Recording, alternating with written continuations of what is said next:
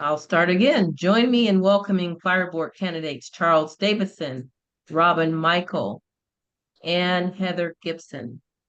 These are three candidates who are competing for two seats. Each of you will have up to 2 minutes for an opening remark, and I will make sure we do that, and also for closing remarks. And you also have 2 minutes for your question. And again, if you're in mid-sentence and the buzzer goes off, continue and complete your statement. You will have 9 questions. The order of the questions will rotate based on the selection method prior to this form that we chose. So let's start with the candidates' opening statements. And Heather, you are up. Well, good evening, everybody. I'd like to say thank you for inviting me and having me here. I have lived in the Bay Area since I was 10. I lived in Northern California, like the true Northern California, not the Bay Area that everybody calls Northern California. And then at 10, we moved down here to the Bay Area. I lived over on the Richmond-El Sobrante border, and so Hercules has never been too far from me. I have lived here in Hercules since 1999. I have 4 daughters, 2 stepdaughters, and then 2 of my daughters, and we've all lived in this same house. We haven't moved. They've gone to the schools here locally. My husband, he was a police officer, and I work as a nurse, so I'm familiar with public service jobs, not that I do direct public service the way police and fire do, but with my husband's career, I'm familiar with it, but I'm not going to say I know all the ins and outs about it.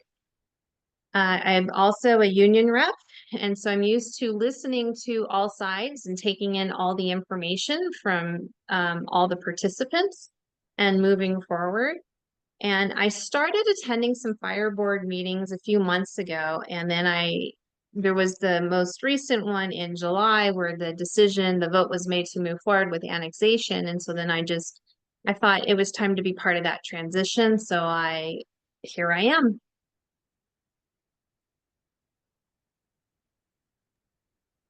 Thank you, Heather. Now we'll move on to Charles Davidson. Greetings and thank you for this opportunity. I'm seeking re-election as a director of the Rodeo-Hercules Fire District Board, having devoted my tenure to enhancing the health and safety of our community, especially our most vulnerable residents, and ensuring the safety of our firefighters. 4 years ago, I joined the RHFD Board amid a critical need for emergency medical services, which make up 90% of our Code 3 siren calls. This need intensified after the closure of Doctors Hospital, which left West County without an emergency room, despite Rodeo having a high per capita emergency medical service call volume that is 3 times higher than Hercules. My background in pre-medical and biomedical education, combined with years of social work and special education, has deeply informed my understanding of the necessity for robust medical response capabilities. Our firefighters and paramedics are indispensable, providing life-saving care to everyone, regardless of financial status. My nearly 15 years of advocating for environmental justice in Contra Costa has exposed me to the serious public health issue in Rodeo, particularly given its status as a refinery town with elevated rates of asthma, other health issues, and low income status. I support restarting CERT, the Community Emergency Response Training. Recently, I've collaborated with the Rodeo Citizens Association to protect the last 5.3-acre open space in Laurel Court, developing it into a community garden and educational nature center. This project not only enhances local green space, but also secures it as a refuge for wildlife and a place for community gathering, funded by substantial grants aimed at fire prevention and environmental maintenance. While serving on the board, I've helped identify funding opportunities that had previously been overlooked that would substantially benefit our district's financial health and operational capacity. While analyzing the potential integration of RHFD with Contra Costa County's ConFire, I've recognized that the district has likely not been receiving ad valorem funds from Phillips 66 taxes. P66 has paid their taxes, but the RHFD share has likely not been received and needs to receive to best serve the community, whether in transition or not. As we look forward, Thank you. Thank you very much. Thank you. Robin Michael. Hi, thank you so much for having me. It's really exciting to be here and be able to participate in this. A little bit about me. I was born in Napa, raised in Vallejo, went to school at Cal State Hayward, and basically never left the Bay Area. I worked in San Francisco my entire career. And I think the only thing that's going to make me leave this place is if my son goes off to college across the country or something. Maybe I might follow him if he has a family. Maybe. So I had the opportunity to purchase a home here in Hercules in 2021 with my son, who is now 15 years old. And this was after my husband, who was a 14-year veteran with the Alameda County Fire Department, died by suicide after a long battle with a job-related PTSD and depression. Since this time, I've definitely taken every opportunity that I can to advocate for the health and safety of firefighters and basically all first responders where I can. And similar to Heather, because of my high level understanding of the daily life of a first responder, specifically in this case, a firefighter, this director's seat, and going back a little bit, I am an incumbent. I was appointed to the board in April of 2023. And also, again, in April of 2024. So having this seat has definitely given me the perfect platform to put words and ideas that I have into action. And going through the trauma that we went through, it's one of those things that kind of makes you want to stand up on the top of the hillside, the top of the mountain, and scream down to everybody. But wait, I have information. I know what's going on. Like, I want to share it with you, and I want to make sure that everyone here is safe. And definitely one thing that I have learned through this whole thing that I've been through is that, and specifically in this case, our customer is definitely the community, but I do know firsthand that without ensuring our firefighters are thriving, that our community is definitely not safe. Thank you. Thank you so much all for your opening statements. Now we will start with the questions. And of course, we will go again with Heather for question number 1, then Charles, and then Robin. Heather, please define the role of a Rodeo-Hercules Fire District Director, and what relevant experience do you bring to this role? So I believe that the role of the director is going to be, well, in this time, because the vote for annexation has already been made, I think the role of a director is going to be to help that transition occur seamlessly without interruption to the current services that the fire department offers our community, and without any takeaways to what is being offered to our community. And I'm sorry, the second part of the question was? So I'll read the whole thing again. Define the role of a Rodeo-Hercules Fire District Director, and what relevant experience do you bring to this role?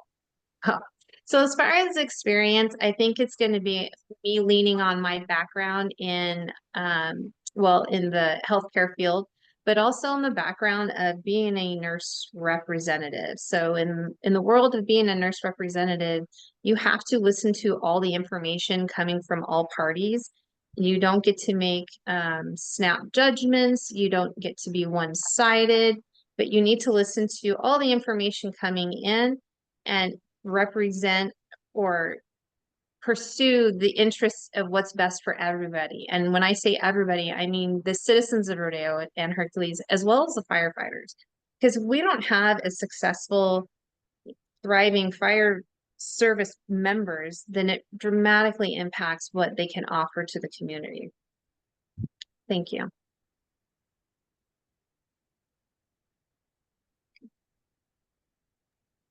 Thank you so much, Heather. I'm going to now move on to Charlie. I'll repeat the question for you. Charles, define the role of a Rodeo-Hercules Fire District Director, and what relevant experience do you bring to this role? Thank you for the question. I think the role of a director for the fire district is to facilitate what a fire district should be able to do for the community. So it's to protect the community, and in that process to also facilitate the firefighters in being able to provide that role to the best of the board's ability. I have a background in doing scientific and technical research, and so I've brought that to the best of my ability to help facilitate the strategic plan. We struggled real hard to get the strategic plan moving forward. I think it was very successful. And so I think in that strategic plan, it was very important to stay on top of all the research, both in terms of the capabilities of the fire district as a standalone, and also the handicaps of a standalone and how that should best move forward. If standalone is not the way to move forward, or if annexation is forward. So I try to bring all information forward on those questions. Thank you. Thank you, Mr. Davidson. Robin Michael, define the role of a Rodeo-Hercules Fire District Director, and what relevant experience do you bring to this role? Thank you. A couple of things. I think one side of it is definitely to represent the community. We're an elected board, so it's to represent our portion of the community that we feel that we're a part of, and also to help facilitate a balanced budget, help the chief get to that point, and to oversee the finances of the department, which is one thing that led to the vote for annexation. For me, I think, and as I said in my opening statement, I'm just going to go back on, like, I'm just a regular citizen. I'm somebody who had something really bad happen to me, which kind of projected me into this role of wanting to advocate for that really bad thing. And this seat came open at a time, at a perfect time for me, because we had just moved into the area. So I think that my understanding of the fire department and its operations, and again, it's not deep understanding, it's just a high level, enough to make me a little bit dangerous and to understand the language of what they're talking about and what they mean when they say certain things at our board meetings. But to also kind of make decisions based on all of the facts that we're getting in, but also leaning back on that understanding that I have that, hey, this is actually something that's really going to affect our community, good or bad. So again, I'm just a regular person trying to do my part in this community. Thank you. So now we'll take the second question. Charlie, you are up first. How will you build consensus with other board members while complying with the Brown Act? That's a real good question. It's been a very struggle on the board, as you've all seen. I've been very constrained about bringing out various kind of issues, especially financial issues that were not resolved in the strategic plan. So in doing that, maybe I've had to be verbal, but I think I've done my best to be civil in the matter. And I think it's very, very important, because we're talking about millions of dollars that are at stake that I can talk about later, that I think really need to be brought out, and there needs to be a serious discussion about this. And I've been trying to bring out these issues for a long, long time, and having a great difficulty at it. And so I think I've been maybe too quiet about things, but I don't believe I've violated the Brown Act, in any kind of way. I've been pretty much often a minority on the board. So, I haven't been able to, conspire in, serial meetings with people, for example. So I think it's very important on the, to facilitate the Brown Act in being on a position in the board. I think there is a problem on a 5-person board in terms of developing ideas. So, my idea is that there should be 7 people on a board, and where 3 people and 4 people can kind of work together to come to a better consensus as opposed to one person being able to make the decision. But I do not believe I violated the Brown Act, and I think that that's all I can say. I think I've been respectful in that regard. Thank you. Thank you. I'll repeat the question for Robin. Robin, how will you build consensus with other board members while complying with the Brown Act? So okay, how do I answer this? I think that having civil conversation while we're having our board meetings is just the best way to go. During our board meetings, I definitely find myself or feel like I'm the one that can kind of bring both sides together. If there are two sides, I try to actually really listen to what they're saying and what the point is that they're trying to get to, and try to come to some compromise. As far as not violating the Brown Act, I mean, I think it's really important that we stick to our ad hoc committees, and I don't talk to anybody outside of the ad hoc committees and coming to the board meetings. That's where we should have our dialogue. We should be open and honest with that dialogue and be respectful of each other's opinions, but then also understand that we're all moving towards the same goal, which is the health and safety of our community. We all come with different experiences in life, come from different cultures, and that's fine, but we just have to really remember what our end goal is and make sure that we're being transparent with our conversations and doing it in the open where everyone can hear us. Thank you. I'll repeat the question for you, Heather. How would you build consensus with other board members while complying with the Brown Act? So I think the key factor is going to be open communication. And that means open communications with all sides, not just the side that you want to hear. And sometimes that involves asking for clarification or additional information so that you have the knowledge that you need to make a decision and have a good conversation, an open conversation with the other board members. I'm not going to lie. Sometimes a consensus isn't possible, but I think if everybody's at least given a good effort towards reaching a consensus, that's helpful. I think in these open conversations and open dialogues, you need to still, be respectful of each other, even though you may not have the same opinion and you might disagree. I think it's imperative that we still, we're adults, right? We should act like adults. Let's be respectful. We can have an open conversation. And I think as long as we are in good faith, voting in the right direction for the best interests of the citizens and the fire department, that is the end result. But yeah, I just think being receptive to what everybody has to say, digesting it, spinning it around a couple times and talking it out.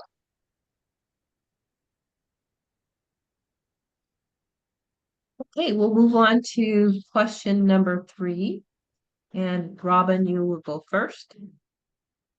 Now that the Rodeo-Hercules Fire District Board majority vote to annex with ConFire, what actions will you take to support a smooth transition?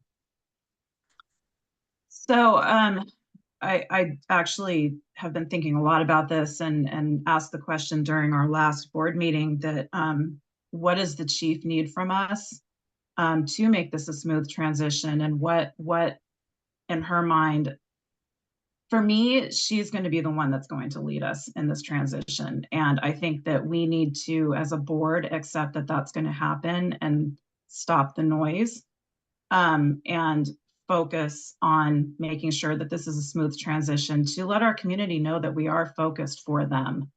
And I think that, again, the open conversation and being respectful for each other, that's where it starts. But just having that really clear dialogue with the chief as to what she needs from us to make that happen, I think is going to be key for me. Thank you. Okay, Heather, you are next. Now that the Rodeo-Hercules Fire District Board majority voted to annex with ConFire, What actions will you take to support a smooth transition? Okay, so I think since this decision's already been made and this is the movement that or the direction we're already headed, I have no intentions of trying to delay things or using stalling tactics or throwing up roadblocks. This is already moved to the Board of Supervisors and LAFCO. So I'm not here to derail what's already occurring. My plan is to support and make this transition very smooth. And I think the best way that I can do that is by supporting our current Rodeo-Hercules Fire Department and what they need, but also taking into consideration, is there something that ConFire needs? I have met with, I think there's 2 firefighters I didn't meet with. So I've met with, I think, 16 out of our 18 firefighters. And I listened and I asked questions, and the number one thing that they all told me that they needed and wanted was training. That they really wanted to unify their training. They wanted to expand their training. And so I think by meeting with all the firefighters, it gave me a very good idea of what their needs are. So I think I could, merge that with the notion of us moving towards annexation and hopefully, support both fire chiefs on this transition that we're having. Thank you. Thank you, Heather. Charles, now that the Rodeo-Hercules Fire District Board majority voted to annex with ConFire, what actions will you take to support a smooth transition? Thank you for asking that question. I think what's really important is that the assets of Rodeo-Hercules, by the way, I did vote for the annexation. There was a 4-to-1 vote, if people recall that. So I wasn't against annexation, but I think that it's been very, very difficult to extract information about what the actual assets of Rodeo-Hercules is. And so when we start digging into it, there seemed to be a lot of money that wasn't accounted for in the tax money. And we even had the county controller and the SAS services that do the accounting. They had a hard time answering the questions about where Phillips 66 tax money comes from, and they did not answer it. We've been asked for 6 months about the RDA money, how that is, what the schedule for that is to coming to Rodeo-Hercules. And the fact is that Rodeo-Hercules is unique in having 40% of its budget paid for by special taxes that no other fire district in the county, in ConFire, pays, that are in addition to the ad valorem property tax. These are special taxes, Measure O, and 2 other special taxes. That amounts to $4 million a year, $2.5 million from Measure O. So the question is that if we go over to ConFire, are we supposed to pay this extra money? And disregard the Phillips 66 money that apparently, according to documents that, have been publicly discussed, amounts to millions of dollars per year, and we haven't gotten that for many, many years. So I think we need to take a full accounting of the money, and I think that will make it so we don't have a ghost tax that goes on for decades. Thank you. Thank you. So we're going to start the next round with Heather. Heather, what is your interpretation of Measure O's governance, mission, and responsibilities? I'm not gonna lie, I don't think I'm as well educated on Measure O as Robin and Charlie are, only because I haven't had the exposure to it that they have. But my understanding is this is a tax basically that the citizens of Rodeo-Hercules, we pay. The money stays within Rodeo and Hercules. It's not dispersed out to other cities or to the county. And it's meant to help supplement some of the funding that is needed within our Rodeo-Hercules boundaries. I know the fire department does get a benefit from Measure O, and it was enough to kind of boost them up a little bit economically. But in the long term, even with the money from Measure O, it still is not enough to make us an independently financially viable department.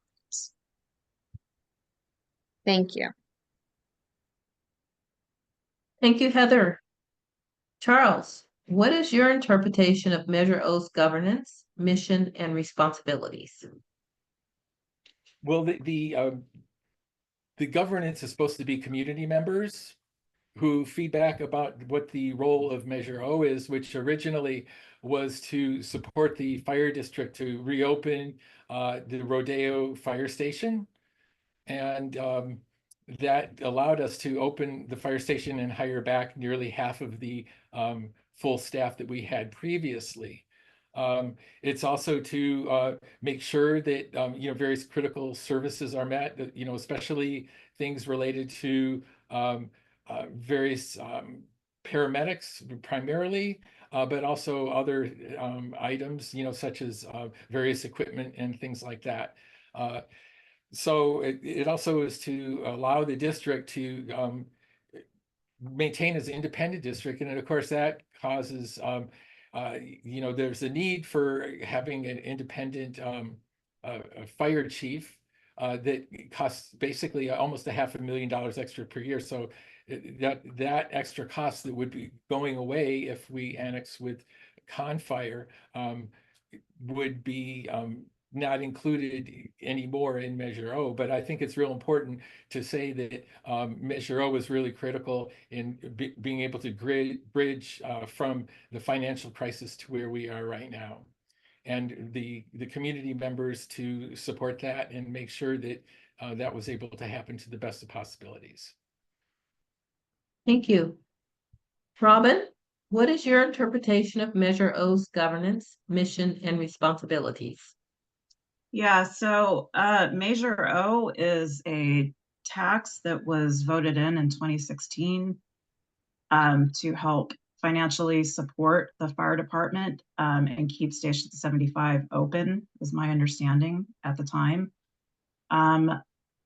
We are at a point now where that, obviously with inflation and the way the economy works, it's not enough now that we're in 2024.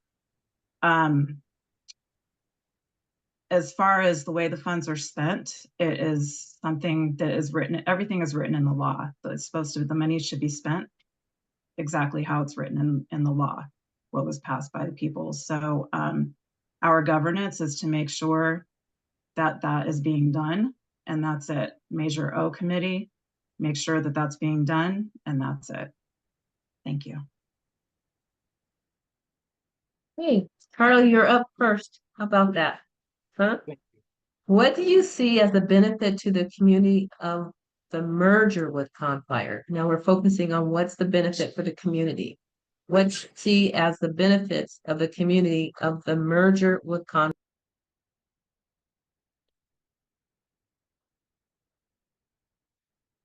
Yeah, the benefits of the merger with the community for ConFire would be,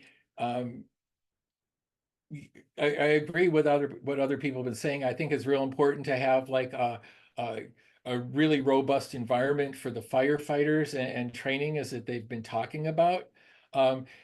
Also, so I think that's really critical. Another point that's real critical is that Rodeo-Hercules, the location of it is extremely critical for ConFire because we're basically at the elbow of both coasts of Contra Costa. We're pretty much a peninsula, literally, because we have the delta on the other side. So we're able to reach deep into almost to help out Martinez. At the same time, we can help out areas near Richmond and all points in between. So I think that the position of Rodeo-Hercules is immensely important for fire prevention for the county and improving services and coverage. So I think there's a big advantage of Rodeo-Hercules as an important role in ConFire. So even whether it's independent or not, but I think that with ConFire, I think that there's a possibility of integration, and you know, if governance works out that way and everything works fine with ConFire in terms of annexation, I think it would be a benefit to the county as well, potentially. Thank you. Thank you. Robin, what do you see as the benefit to the community of the merger with ConFire? So for me, this is an easy one. It's hands down training and the consistency of the operating standards within the departments. I don't, and this is something the community doesn't need to know, but these two things are so important to have health and safety, or safety of your community and safety from your first responders. Being able to have the consistent training mechanisms across this entire county, and specifically within Pinole, Hercules, Rodeo, it's huge. You have two entities right now that are trained differently. Their operating procedures are differently when they're out on a call. So we're constantly backfilling for each other. And it can create so much confusion if there's a big fire somewhere, if there's an accident out on the freeway, it creates so much confusion having those different operating procedures. And we currently, everyone knows I love firefighters, but we currently have firefighters that are not trained to standard. And that's a scary thought. And we're literally, it's minute by minute that something terrible could happen out there and there's loss of life. And I'm not trying to exaggerate, it's a real thing. So training and the consistency of operating standards. Thank you. Heather, you're up. What do you see as the benefits to the community of the merger with ConFire? Okay, so I actually see a number of benefits. Obviously, the number one is when I was speaking with the firefighters, it came down to training. And it's not just the uniformed training, but it's enhanced training. And with that, they have improved services that they can offer the community. We would also have quicker response times. So people that live along the Hercules Avenue end of Hercules, they would be automatically responded to by the station there on Pinole Valley Road, and which currently that is ConFire. So the residents of the Hercules Avenue, they have to wait for the truck to come from either Hercules or Rodeo. So if we all become ConFire, then they have immediate access to the one that's based there in Pinole. I think this community would definitely benefit in regards to the staffing. We have a very small department. It's only 18 firefighters. And so if somebody calls in sick or there's vacation or COVID, it can really wipe out a number of our department. And so there's a larger pool of firefighters and paramedics to call in to cover those needs. And because there is a larger volume of paramedics we can call in, we won't have to go without a paramedic and have to drop down to what's a BLS or a basic life support responding unit. So that's somebody that basically loads you and takes you to the hospital. If you're having an active heart attack, they would not be able to give you any of the medications and so forth. The other thing I think that would be a huge benefit to the community is the fact that currently we receive about $1 million in supplemental services from ConFire that we are not paying for. It's just a courtesy that ConFire is extending to us. And by merging or annexing with them, we would continue to get those services that we don't pay for right now. Thank you. Thank you, Heather. Robin, you're up first this time. How about that? It's a two-part question. Uh-oh, okay. Okay. Should the continuation or termination of Measure O be put on the ballot of the Rodeo-Hercules community? If yes, why? If not, why not? And who's responsible for proposing the ballot measure? Can I answer the second one first? However you want to tackle it. As far as putting something on the ballot, it would have to, I believe it would have to be done by community advocacy. And I believe gathering signatures, like we see the people standing out in front of Safeway, I think that's the way that it works. And then as far as me personally, if I think that it should be stopped, absolutely not. I think that regardless of whether we go to ConFire or not, that money stays in our community. And why in the world would we want to end funding to public safety and expect, like Heather just said, we are being subsidized by ConFire now as it is. So if we go and take away the money that's coming in from Measure O, we're expecting them to give us this money back twofold. It just, the math isn't mathing for me. The money is staying here, and that's the way that I think it needs to be. Thank you. Thank you. Heather, you're up. Two-part question. Should the continuation or termination of Measure O be put on to a vote of the Rodeo-Hercules community? If yes, why? If not, why not? And who is responsible for proposing the ballot measure? Okay, so I know I was muted while Robin was responding, but I kept nodding my head in agreement with everything she said. So I know my answer is going to sound like a copycat of hers. I don't mean it to be, but I am in complete agreement with her. I think we should continue with Measure O. The money will stay here locally. Now, with that said, if it's determined that the money isn't needed, which I highly doubt, but if it's determined it isn't needed, and they want to terminate Measure O, then I believe it has to be like a community-driven effort to put it onto the ballot for the citizens of Rodeo and Hercules to vote for. So I am so sorry. I sound like I'm completely copying Robin's answer, but I agree with what she said. I don't think you said it the same way. It sounded totally different. Maybe this is the part where we're working on the consensus of the board members. Yeah. Yeah. Thank you. Thank you. Charles, two-part question. Should the continuation or termination of Measure O be put to vote of the Rodeo-Hercules community? If yes, why? If not, why not? And who is responsible for proposing the ballot measure? I believe that Measure O, if we go to annexation, should be closed because Walnut Creek and Concord do not pay extra taxes for the fire district. The $1 million has really not been fully invoiced. So there's questions about that if we're actually talking about dollars and cents. And if we go to ConFire, we're not going to be paying for a fire chief, so there are going to be huge savings on that. And so then going to ConFire would mean that there's efficiency. So that would take away the need for this supposed $1 million that hasn't been invoiced.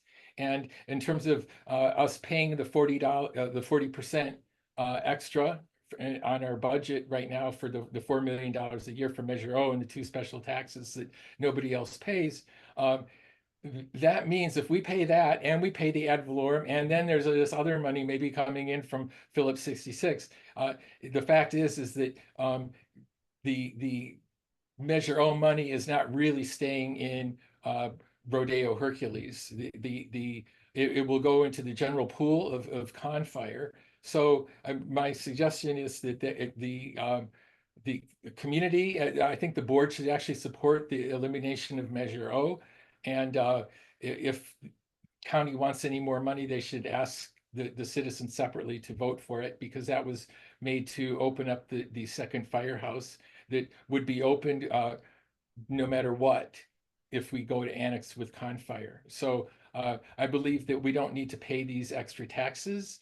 And I think that is rather egregious to even expect that we should pay that, whereas other communities don't. Thank you. Thank you for that answer. Question number 7, we're getting close. We'll start with Heather.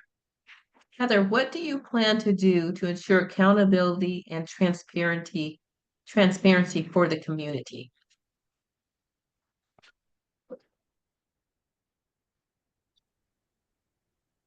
I'm sorry, I'm thinking. I haven't frozen on your screen. So as far as transparency, I'm pretty much an open book. I've got nothing to hide. So if a community member wants to talk to me or discuss something, I have no reservations. And I'm also super honest. If I don't know the answer, I'll just say, I'm sorry, I don't know that. I'm more than happy to look into it. I'm sorry, repeat there was one other component. It was transparency and Accountability. What do you plan to do to ensure accountability and transparency for the community?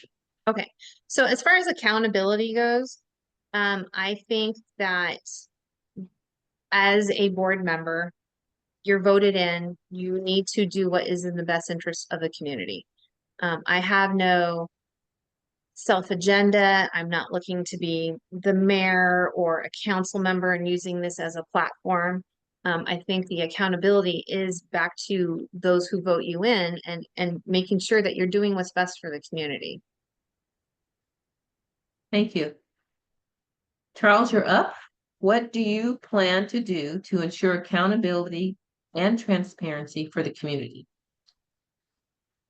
Well, I think it's to maintain open communications with people and, listen to their concerns. Me sharing what I know with the community, going to community groups, asking around and hopefully maybe hearing some, commentary and dialogue with other local politicians who have a stake in it, such as the city council. And so I'm definitely interested in having other representatives and community groups and individuals communicate with me.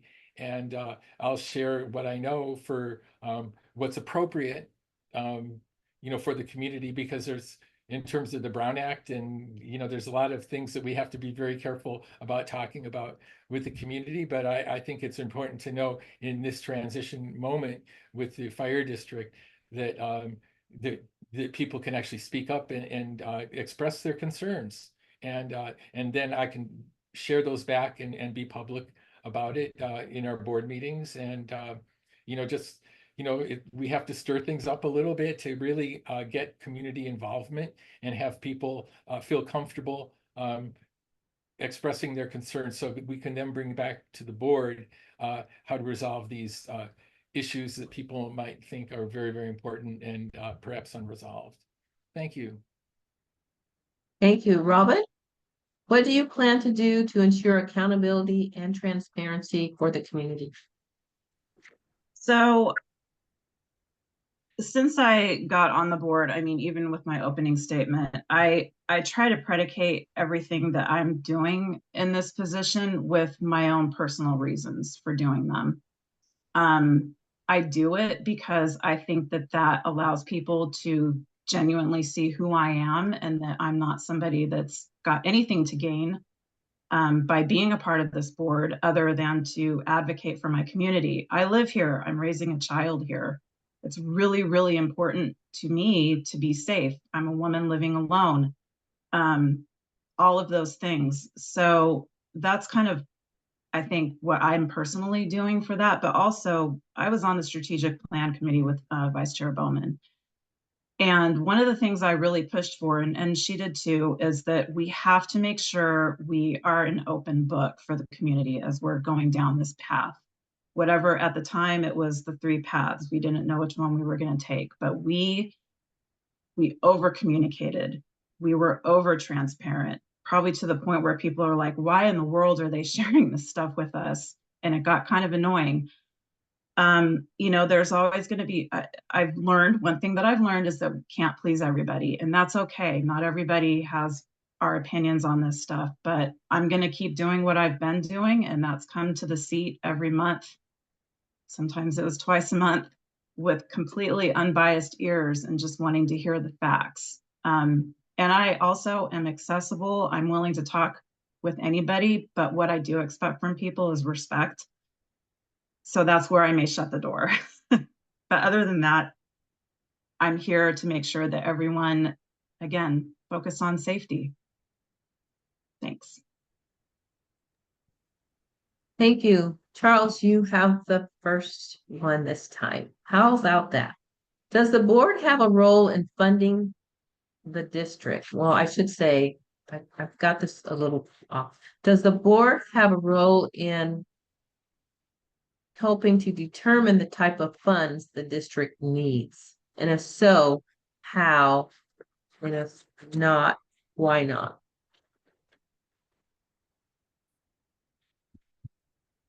So you want to know about the role that the board has in determining the type of funds that the district needs, how and why not? So let me go over this again, because and it's my error that this question's a little skewed because I edited it, but I forgot to type in the edits. So I'll read it from my notes. Does the board have a role in seeking funding for the district? If so, how? And if not, why not? Yeah, I think it's very, very important. There's everything about the finances of the district is really up to the board. We have accountants, we have auditors, but so did the city of Hercules had auditors and bookkeepers and accountants, and they were finagled out of hundreds of millions of dollars, and they're suffering from it right now. So I think it's important for the board to do the best of their ability to find out, turn over every leaf where the money is. I've had questions about, since the beginning about, some of the business practices of the fire district, in terms of how sufficient it was. And so, so I've done my best to try to, shake down everything that's possible in the fire district and really dig really deep. I've gone into, going back like 30 years into tax records for the county, going back into old county documents. I've had to communicate with people in the county. It's been a lot of work looking at spreadsheets and breaking them down and reanalyzing them. I've had to do that. It's been an immense amount of work, many, many, many hours and late at night. In terms of moving forward, I think it's really important. Well, in terms of just even the present, I think it's real important that we hired Townsend to be able to get grants. So they've been really, really important, for example, to be able to get an adequate fire prevention program that we have right now. So I think that's been really phenomenal that we started something that had been going on for many, many years. I mean, really critical. Thank you. Thank you for that insight. Robin, what does the board have? Oh, here we go. Here we go. Does the board have a role in seeking funding for the district? If so, how? If not, why not? So I think I understand your question. I'm going to try to answer it to the best of my ability. Do I think that the board has a role of boots on the ground trying to seek funding? Absolutely not. I think that that's the role of the chief and the administration. And the reason that we hired Townsend was because the administration did not have the bandwidth to seek funding. The chief has her eyes and ears on the prize. She is the one, at this point, she is the one that understands what the grants are, where they are, the ins and outs of our financial situation, whether we can have the money earmarked or not. We wouldn't know that information. It's the role of the chief and administration. Thank you. Thank you. Heather? See if I can ask my question correctly. Does the board have a role in seeking funding for the district? If so, how? If not, why not? Okay, I think I understand. Sorry, I have a cat that's trying to jump up on here too. So I think I get your question. So the board, I don't feel, if you're talking about securing funding sources, I don't feel that's the board's responsibility. I think when it comes to funds, I think the board's responsibility lies in determining, like helping with the budget, and determining that end of the funding. As far as going out there and securing additional revenues, taxes, grants, whatever, no, I'm sorry, I don't feel that's part of the board's scope. I think that falls under the fire department and actually the city also, but not the board. Thank you. Thank you. All right, we're up for the last question before your closing statements. We will start with Robin.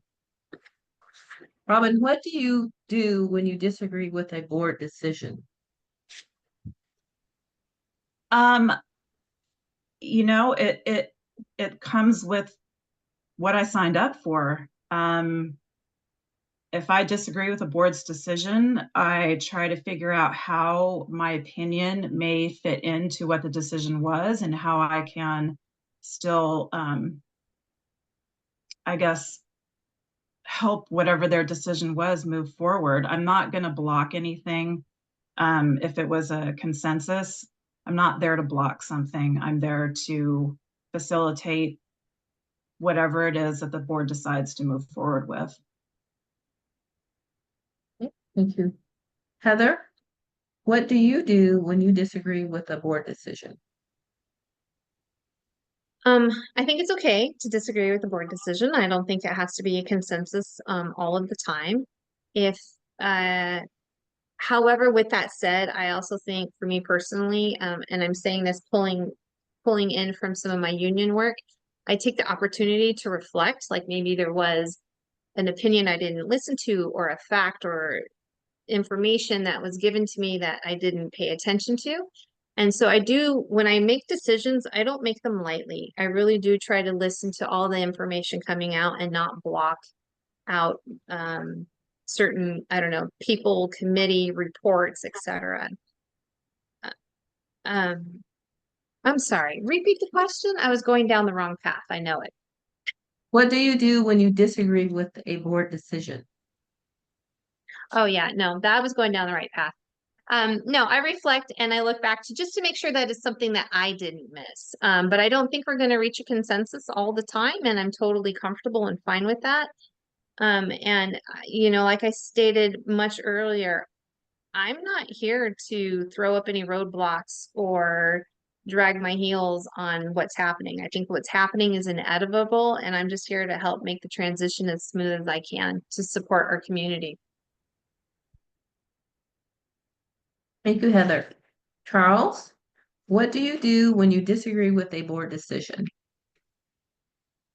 Well, I go along with it as best as I can. You know, I sometimes express my opinion, but the board decision is a board decision, and me by myself, I cannot reverse the board decision. There was a board decision not to hire a permanent chief for a year and a half. There was nothing I could do about that. I think that was very damaging for the fire district and for the firefighters.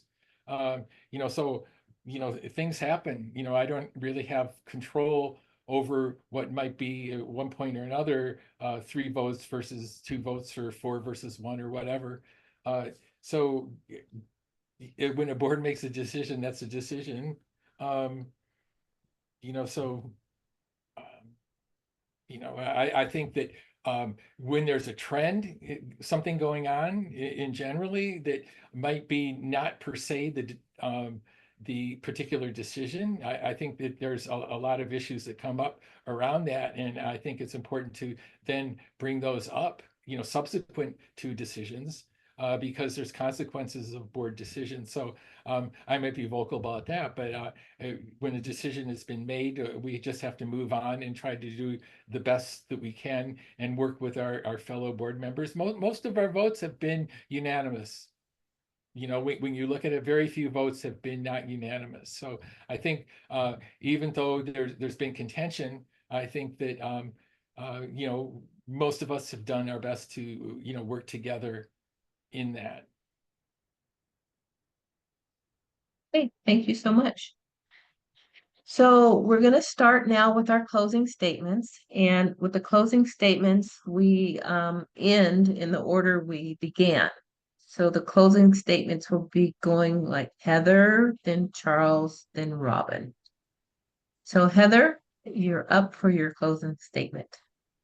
Okay, I'd like to just tell everyone I really do appreciate their time, especially for you guys all putting this forum together for us. And I would also like to acknowledge the commitment that Robin and Charles have made to serving their community by being current board members. So I would just like to give a very heartfelt thank you to everyone. I've been in Hercules for 25 plus, just slightly over 25 years. I love this community. The fire department, I love them. Unfortunately, I've had to have them come to my house a few times. My backyard backs up to the valley, so I have an open wildland area behind me. And so I'm very conscious of what they have to offer and where they are now versus where they could be with us moving towards annexation.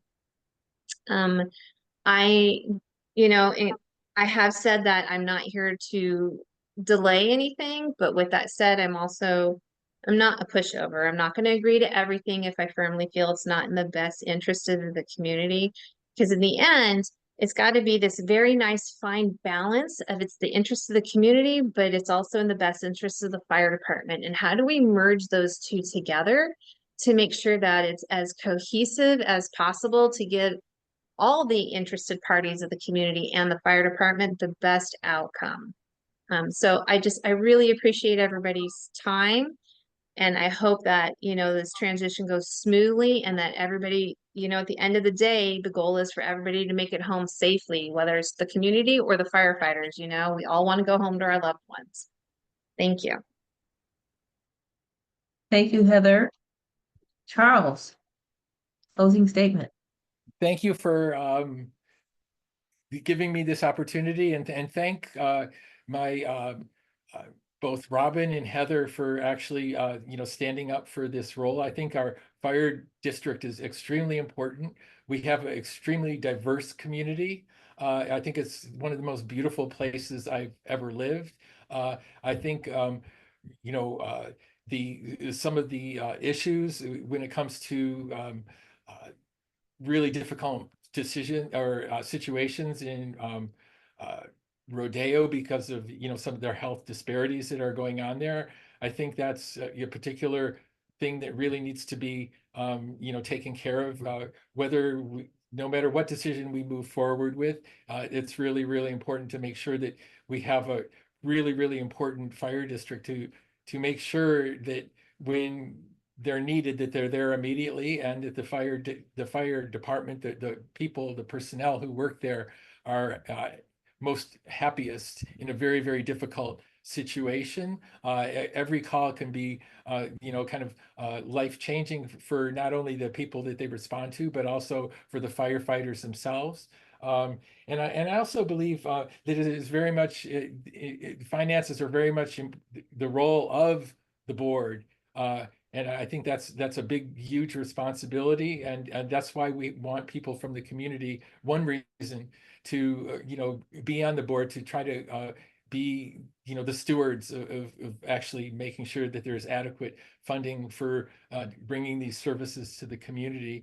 So I think to maintain as incredible of a community as Rodeo and Hercules are, I think that we really need to make sure that the fire district is robust and is provided for, and that we can bring that, for not just this year, but for generations. Thank you. Thank you, Charles. Robin, you are up for your closing statement. Sorry, I had trouble getting to mute. All right, so I had something prepared for my opening statement, but my closing statement, I wanted to just say it from the heart. So here I go. It may not be as long as everyone else, as you guys are so much more articulate than I am at some points, but thank you very much for having me here. Being able to talk with both Charles and Heather and you, Tanya, and just the community. And this was definitely, I've realized that this role was the unpaid job that I never knew I needed. It's not something that I ever thought in my wildest dreams that I'd be taking on, but it has been so fulfilling for me, personally, for obvious reasons, and just being able to show my son, that mom can stand up after being, knocked down, I guess is the best way to put it. I did vote for annexation, and it would mean the world to me to be able to see that process through to the end. I really want to be there for it. I want to be there for the community and for the firefighters, to see this through and make sure that things are happening the way that we envisioned it when we voted for it. Thank you. Well, I thank all of you for taking time to share with the community why you're running for this very important seat in order to help us take care of our community. I thank our community members for standing up and coming on board to hear what you have to say. Again, we have 3 candidates and 2 seats. So my friends and neighbors, we have some decisions to make. These will be recorded. As you know, these are being recorded, so we're going to be posting them. So you'll be able to watch them again, ponder over some of the questions and the responses to help you make your decision when you go to cast your ballot, either early voting or if you do it in person on November 5th. So again, I thank all the candidates today, including Trustee Smith-Foltz for attending my forum today. And all I can say is be safe out there, continue to vote. It's the way we take care of our communities. Our votes do count. Thanks again, everyone. Good night.